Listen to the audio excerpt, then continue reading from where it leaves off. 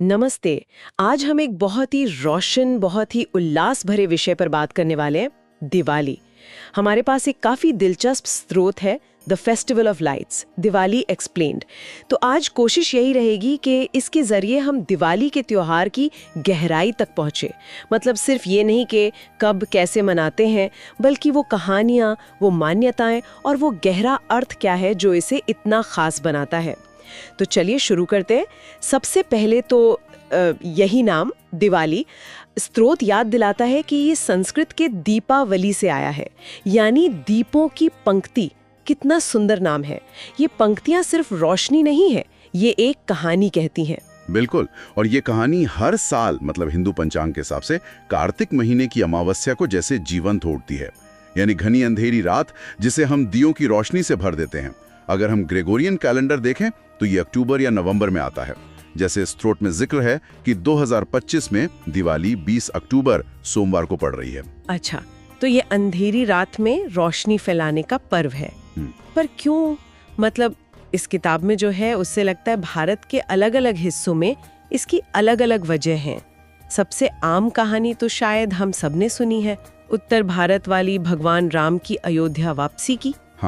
हाँ, ये कथा तो सबसे ज्यादा फैली हुई है। 14 साल का वनवास, फिर रावण जैसे शक्तिशाली राक्षस पर विजय, और उसके बाद भगवान राम, माता सीता और लक्ष्मण जी का अयोध्या लौटना। कहते हैं उस दिन अयोध्या के लोगों ने अपने राजा के स्वागत में ऐसा जश्न मनाया कि पूरी नगरी घी के दियों से रोशन हो गई थी। और यहीं से वो प्रतीक जुड़ता है जिसका जिक्र हम बार बार सुनते हैं, अंधेरे पर उजाले की जीत, बुराई पर अच्छाई की विजय। ये शायद दिवाली का सबसे बुनियादी संदेश है ना? बिल्कुल बिल्कुल, ये उसका कोर मैसेज है। लेकिन दिलचस्प बात ये है, जैसा कि स्रोत भी इशारा करता है, कि कहानी बस इतनी ही नहीं है।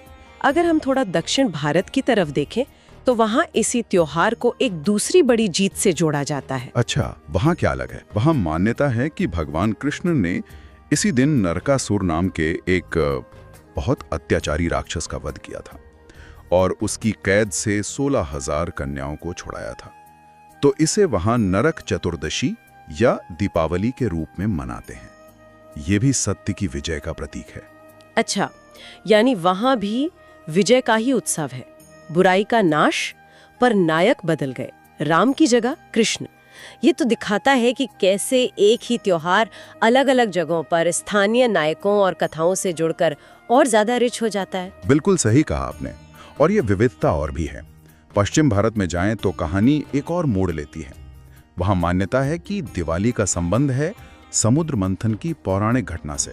समुद्र मंथन? हाँ, कहते हैं इसी दिन देवताओं और असुरों ने मिलकर जो समुद्र मंथन किया था, उससे धन, वैभव और समृद्धि की देवी माँ लक्ष्मी प्रकट हुई थी। ओहो, तो लक्ष्मी जी का प्राकट्य दिवस। शायद इसीलिए दिवाली पर लक्ष्मी पूजन का इतना ज्यादा महत्व है। लोग घरों में, दुकानों में खास पूजा करते हैं। हाँ बिल्कुल, ये दिन माँ लक्ष्मी के स्वागत का दिन माना जाता है। लोग साफ सफाई करते हैं, घर सजाते हैं और फिर पूजा करके प्रार्थना करते हैं कि देवी लक्ष्मी उनके जीवन में सुख, समृद्धि, सौभाग्य लेकर आएं। और स्रोत इस बात पर जोर देता है कि यह सिर्फ पैसे की कामना नहीं है, बल्कि जीवन में हर तरह की खुशहाली और शुभता की प्रार्थना है। हाँ, ये तो हुई हिंदू धर्म से जुड़ी मुख्य मान्यताएं। लेकिन भारत तो मतलब कई धर्मों का संगम है। क्या ये त्योहार दूसरे समुदायों के लिए भी कोई मायने रखता है? स्रोत में कुछ है इस बारे में? हाँ, और ये जानना बहुत जरूरी है कि दिवाली की रोशनी सिर्फ एक दायरे तक सीमित नहीं है। स्रोत इसे हाईलाइट करता है। जैसे सिख समुदाय के लिए ये दिन बंदी छोड़ दिवस के रूप में बहुत महत्वपूर्ण है। बंदी छोड़ दिवस? हाँ, ये उस ऐतिहासिक घटना की याद दिलाता है जब उनके छठी गुरु हरगोबिंद सिंह जी ग्वालियर के किले से मुगल बादशाह जहांगीर की कैद से रिहा हुए थे। और बात यह है कि सिर्फ खुद रिहा नहीं हुए बल्कि अपने साथ 52 और हिंदू राजाओं को भी मुक्त कराया था। कहते हैं जब गुरु साहेब अमृतसर लौटे तो लोगों ने घी के दिए जलाकर उनका स्वागत किया था। वाओ, ये तो अद्भुत बात है। अन्याय पर न्याय की जीत का एक और प्रतीक। और जैन धर्म का भी जिक्र था शायद। जी हाँ, जैन अनुयायियों के लिए ये दिन उनके 24वें और अंतिम तीर्थंकर भगवान महावीर के निर्वाण दिवस का प्रतीक है। निर्वाण दिवस? हाँ, निर्वाण यानी सांसारिक बंधनों से पूरी तरह मुक्ति। मोक्ष, तो उनके लिए ये बाहरी रोशनी से ज्यादा अहम आंतरिक आत्मज्ञान और शांति का दिन है। ये दिखाता है कि कैसे एक ही कैलेंडर का दिन अलग अलग आध्यात्मिक यात्राओं के लिए एक महत्वपूर्ण पड़ाव बन गया है। सब इस स्रोत में अच्छे से दिया गया है। पर ये त्योहार सिर्फ एक दिन का नहीं है ना? मुझे कुछ याद आ रहा है कि ये तो कई दिनों तक चलता है। आपने बिल्कुल सही पकड़ा। दिवाली असल में 5 दिनों का एक पूरा उत्सव का साइकिल है। हर दिन का अपना एक खास नाम है, अपना महत्व है, अपनी रस्में हैं। ये पूरी अवधि ही फेस्टिव होती है। तो जरा इन 5 दिनों की यात्रा पर चलें। पहला दिन कौन सा होता है और क्या खास है उसमें? पहला दिन है धनतेरस। धन यानी वेल्थ और तेरस मतलब 13वां दिन कृष्ण पक्ष का। इस दिन ट्रेडिशनली बर्तन या सोना चांदी जैसी कोई धातु की चीज खरीदना बहुत शुभ मानते हैं। इसके पीछे ये सोच है कि इस दिन खरीदी गई चीज में 13 गुना बढ़ोतरी होती है और ये घर में स्टेबिलिटी और समृद्धि लाती है। और हाँ, आयुर्वेद के जनक धन्वंतरी, उनका पूजन भी इसी दिन होता है, अच्छी सेहत की कामना के लिए। अच्छा, तो ये सिर्फ शॉपिंग नहीं है बल्कि समृद्धि और स्वास्थ्य दोनों के लिए प्रार्थना का दिन है। ठीक है। इसके बाद आता है दूसरा दिन, नरक चतुर्दशी, जिसे आम बोलचाल में छोटी दिवाली भी कह देते हैं। इस दिन घर की जो बची खुची सफाई होती है वो पूरी की जाती है, सजावट को फाइनल टच दिया जाता है और शाम को यमराज के नाम का एक दिया घर के बाहर जलाते हैं ताकि अकाल मृत्यु का डर दूर हो। और जैसा हमने पहले बात की थी, दक्षिण भारत में ये कृष्ण द्वारा नरकासुर वध का दिन है, तो वहां ये ज्यादा धूमधाम से मनता है। ये एक तरह से मुख्य दिवाली की तैयारी और अशुभ को दूर भगाने का दिन है। यानी बड़ी रात के आने से पहले अंधेरे को हटाने की शुरुआत। और फिर आता है तीसरा सबसे महत्वपूर्ण दिन, असल दिवाली। जी हाँ, तीसरा दिन ही दिवाली का हार्ट है, कार्तिक महीने की अमावस्या की रात। इस दिन शाम को शुभ मुहूर्त देखकर देवी लक्ष्मी और भगवान गणेश का विधिवत पूजन होता है। गणेश जी को बुद्धि और शुभ शुरुआत का देवता मानते हैं और लक्ष्मी जी को धन और समृद्धि की देवी। सोच ये है कि गणेश जी की पूजा से समृद्धि के रास्ते की बाधाएं हटती हैं और फिर माँ लक्ष्मी का आगमन होता है। पूरा घर दियों से, मोमबत्तियों से और आजकल वो बिजली की झालरों से जगमगा उठता है। लोग नए कपड़े पहनते हैं, दोस्तों रिश्तेदारों से मिलते हैं, मिठाइयाँ और तोहफे देते लेते हैं। और हाँ, पारंपरिक रूप से पटाखे भी इसी रात को चलते हैं जो उत्सव के जोश को दिखाते हैं। ये तो सचमुच उत्सव का पीक लगता है। लक्ष्मी गणेश पूजन का ये लॉजिक भी इंटरेस्टिंग है कि पहले विघ्नहर्ता फिर समृद्धि। अच्छा, ये हुए 3 दिन। चौथा दिन किस लिए खास है? चौथा दिन है गोवर्धन पूजा, या जिसे अन्नकूट भी कहते हैं। इसकी कहानी भगवान कृष्ण से जुड़ी है। कहते हैं उन्होंने ब्रिजवासियों को इंद्र देवता के गुस्से मतलब भारी बारिश से बचाने के लिए अपनी छोटी उंगली पर पूरा गोवर्धन पर्वत उठा लिया था और सबने उसके नीचे शरण ली थी। उसी की याद में इस दिन लोग घरों में गोबर से गोवर्धन पर्वत जैसा बनाते हैं और उसकी पूजा करते हैं। अन्नकूट का मतलब है अन्न का पहाड़। इस दिन मंदिरों में और घरों में भी बहुत तरह के पकवान बनते हैं, भगवान को भोग लगाते हैं और फिर प्रसाद के तौर पर सब में बांटते हैं। ये बेसिकली प्रकृति के प्रति आभार और कम्युनिटी का पर्व है। गोवर्धन पूजा, अन्नकूट, प्रकृति और समुदाय से जुड़ाव। और इस 5 दिन के उत्सव का एंड कैसे होता है? इसका समापन होता है 5वें दिन, भाई दूज के साथ। ये भाई बहन के प्यार और स्नेह का त्योहार है।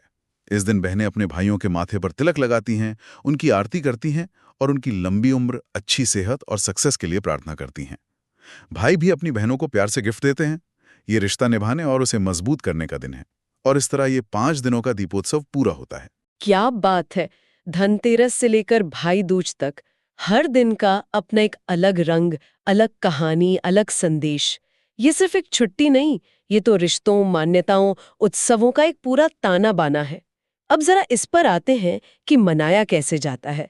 स्रोत में तैयारियों और रीति रिवाजों के बारे में क्या खास बातें हैं? स्रोत बताता है कि दिवाली की आहट काफी पहले से आने लगती है। सबसे पहले घरों की साफ सफाई और रंगाई पुताई पे बहुत जोर होता है। माना जाता है कि साफ सुथरे घर में ही लक्ष्मी जी आती हैं। ये सिर्फ फिजिकल सफाई नहीं है, बल्कि घर से नेगेटिव एनर्जी को बाहर निकालने का भी प्रतीक है। और सजावट, दीपावली नामी तो दीपों से जुड़ा है। बिल्कुल। सजावट का जो मेन एलिमेंट है वो तो मिट्टी के दिए ही हैं। तेल या घी और रुई की बाती डालकर जलाते हैं। उनकी वो लाइन में लगी रोशनी ही तो दिवाली की पहचान है। इनके साथ मोमबत्तियां और आजकल रंग बिरंगी बिजली की लड़ियां या लाइट्स भी खूब चलती हैं। घरों के दरवाजों पर आंगन में रंगोली बनाना भी एक ज़रूरी हिस्सा है। रंगीन पाउडर से या चावल के आटे से फूलों की पंखुड़ियों से ज़मीन पर सुंदर डिज़ाइन बनाते हैं। ये स्वागत, सुंदरता और शुभता का प्रतीक है। ये तो हुई घर की बात। सामाजिक स्तर पर ये त्योहार कैसे लोगों को जोड़ता है? सामाजिक रूप से ये मेल-जोल और खुशियां बांटने का त्योहार है। लोग नए कपड़े पहनकर एक दूसरे के घर जाते हैं, मिठाइयों और तोहफों का लेन देन होता है, दिवाली की शुभकामनाएं देते हैं। बाजारों में खूब रौनक होती है। इसे गिले शिकवे भुलाकर रिश्तों में नई मिठास घोलने का एक मौका माना जाता है। और हाँ, जैसा हमने पहले कहा, पटाखे चलाना भी उत्सव मनाने का एक पारंपरिक तरीका रहा है।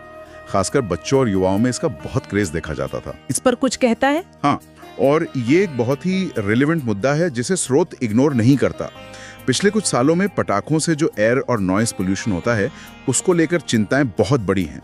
इसके हेल्थ पर जो बुरे असर होते हैं, उनको देखते हुए अब पर्यावरण हितैषी यानी इको फ्रेंडली दिवाली मनाने की बात जोर पकड़ रही है। इको फ्रेंडली दिवाली, इसका मतलब क्या है प्रैक्टिकली? कैसे मनाते हैं लोग? इसके कई तरीके सामने आ रहे हैं। सबसे पहला तो यही कि पटाखों का इस्तेमाल कम करें या बिल्कुल बंद कर दें। उनकी जगह लोग अब रोशनी पे ज्यादा फोकस कर रहे हैं। ज्यादा दिए जलाना, सुंदर लाइटिंग करना। कुछ लोग मिलकर लेजर लाइट शो या म्यूजिक इवेंट जैसा कुछ कर लेते हैं। अगर पटाखे जलाने ही हैं, तो ग्रीन क्रैकर्स का ऑप्शन आया है, जो सरकार से सर्टिफाइड है और कहा जाता है कि ये कम प्रदूषण करते हैं। लेकिन सबसे बड़ा बदलाव शायद सोच में आ रहा है कि उत्सव का मतलब सिर्फ शोर और धुआं नहीं, बल्कि शांति, मेलजोल और प्रकृति का सम्मान भी हो सकता है। लोग अब मिट्टी के दियों को प्लास्टिक की लाइट्स पर प्रेफरेंस दे रहे हैं, घर पर बनी मिठाइयाँ और हाथ से बने तोहफे दे रहे हैं। ये ट्रेडिशन को मॉडर्न जरूरतों के साथ जोड़ने की एक कोशिश है। ये सुनकर अच्छा लगा कि त्योहार अपनी जड़ों से जुड़े रहकर भी समय के साथ बदलना सीख रहा है। मतलब उत्सव भी हो और पर्यावरण का ध्यान भी रहे। निश्चित रूप से ये दिखाता है कि परंपराएं कोई पत्थर की लकीर नहीं होती, वो लिविंग होती हैं और समाज के साथ इवॉल्व होती हैं। तो हमने दिवाली के कई रंग देखे, राम की घर वापसी से लेकर महावीर के निर्वाण तक, धनतेरस की खरीदारी से भाई दूज के तिलक तक, मिट्टी के दियों की रोशनी से ग्रीन क्रैकर्स की बहस तक। लेकिन इन सब रस्मों, कहानियों और उत्सवों के पीछे इस त्योहार का सार क्या है? वो गहरा आध्यात्मिक संदेश क्या है जिस पर ये स्रोत द फेस्टिवल ऑफ लाइट्स शायद सबसे ज्यादा जोर देता है? बिल्कुल, स्रोत हमें याद दिलाता है कि दिवाली का ये जो बाहरी सेलिब्रेशन है, रोशनी, सजावट, ये सब उस गहरे आंतरिक संदेश के सिंबल मात्र हैं। इसका जो एसेंस है वो उपनिषदों के एक प्रसिद्ध वाक्य में छिपा है, तमसो माँ ज्योतिर्गमय। अंधकार से प्रकाश की ओर ले चलो। हाँ, ये सिर्फ बाहरी अंधेरे को दियों से दूर करने की बात नहीं है, ये अपने भीतर के अंधेरे को मिटाने का कॉल है। वो अंधेरा जो अज्ञान, नफरत, ईर्ष्या, निराशा, डर या किसी भी तरह की नेगेटिविटी के रूप में हमारे अंदर हो सकता है। दिवाली हमें उस आंतरिक अंधेरे को पहचानने और उसे ज्ञान, प्रेम, करुणा, आशा और अच्छाई की रोशनी से बदलने की प्रेरणा देती है। तो ये एक तरह से सेल्फ रिफ्लेक्शन, सेल्फ इम्प्रूवमेंट और आंतरिक शुद्धि का भी पर्व हुआ। बाहर दिए जलाना एक प्रतीक है, असली दिया तो अंदर जलाना है। आपने बिल्कुल सही समझा। स्रोत इसी बात पर जोर देता है। हर रिचुअल, चाहे वो घर की सफाई हो, नए कपड़े पहनना हो या दिए जलाना हो, कहीं ना कहीं इसी इनर ट्रांसफॉर्मेशन का सिंबल है। ये हमें याद दिलाता है कि हर इंसान के अंदर अच्छाई और दिव्यता की एक चिंगारी है, बस जरूरत है उसे जगाने की। ये नेगेटिविटी को छोड़कर पॉजिटिविटी को अपनाने और अपनी जिंदगी को और अपने आसपास की दुनिया को बेहतर बनाने का संकल्प लेने का त्योहार है। तो आज हमने the festival of lights, Diwali explained के जरिए दिवाली को कई एंगल से देखा। उत्तर से दक्षिण, पश्चिम से लेकर सिख और जैन परंपराओं तक फैली इसकी जड़ें, 5 दिनों का पूरा उत्सव और हर दिन का अपना खास महत्व, मनाने के बदलते तरीके और इको फ्रेंडली कोशिशें, और सबसे जरूरी तमसो माँ ज्योतिर्गमय का वो गहरा संदेश, अंदर के अंधेरे को मिटाकर उजाला करने का। अंत में शायद एक सवाल सोचने लायक है, जो इस स्रोत की बातों से ही निकलता है। दिवाली हमें अंधकार से प्रकाश की ओर जाने को कहती है। तो हम ये सोच सकते हैं कि हमारे अपने जीवन में वो कौन से अंधकार हैं, चाहे वो कोई हमारा अपना प्रीजुडिस हो, कोई डर हो या जानकारी की कमी हो, जिन्हें हम इस दिवाली पर पहचान कर दूर करने की कोशिश कर सकते हैं। रोशनी का ये पर्व पर्सनली और कलेक्टिवली हमारे लिए सेल्फ इम्प्रूवमेंट और पॉजिटिव बदलाव का कैसा मौका बन सकता है, इस पर विचार करना शायद दिवाली मनाने का एक और मीनिंगफुल तरीका हो।